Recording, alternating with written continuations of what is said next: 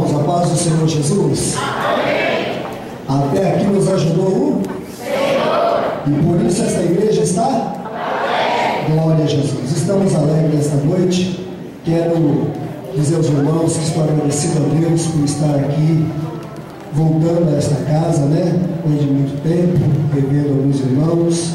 Deus abençoe. Quero aproveitar também a oportunidade e já transmitir aqui a saudação do pastor Evair Gomes, que por motivo de força maior não pôde estar aqui nesta noite, mas eu trago a saudação da igreja de Lençóis Paulista. Amém, meus irmãos? Amém. Glória a Jesus. Pastorzinho, que Deus abençoe. O pastor me mandou um abraço para o Senhor, viu? Glória a Deus. Eu quero parabenizar ao grupo dos adolescentes e também deixar aqui um versículo da palavra de Deus que está em Deuteronômio, capítulo de número 11 e o versículo 12, que diz assim: terra de que o Senhor teu Deus tem cuidado, os olhos do Senhor teu Deus estão sobre ela continuamente, desde o princípio até o fim do ano. O que eu quero dizer com este versículo é que nós somos terra em que o Senhor tem cuidado. E o Senhor está dizendo nesta noite que Ele está cuidando de muitas terras aqui, viu? Está trabalhando em muitas terras aqui neste lugar, nesta noite. E o Senhor tem cuidado de ti, desde o começo até o final do ano, e sempre cuidará o Senhor de ti. Deus abençoe, receba o nosso abraço, a nossa salvação em nome de Jesus. Glória a Deus, aleluia. Também nossos irmãos da igreja da Madureira estão convidados a louvar o Senhor comigo, amém? Se apresentar essa rica oportunidade que foi concedida hoje para estarmos juntamente adorando ao nosso Deus, juntamente com a igreja. Queremos também dar os parabéns. Vocês são muito lindos.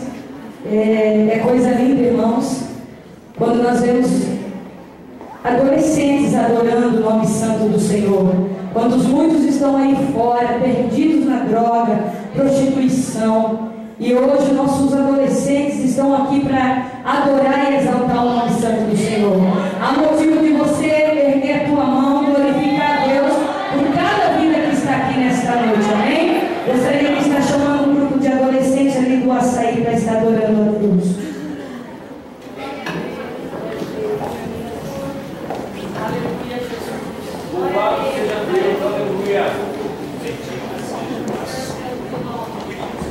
Grupo dos adolescentes, redenção, cumprimento a igreja com a paz do Senhor. Amém.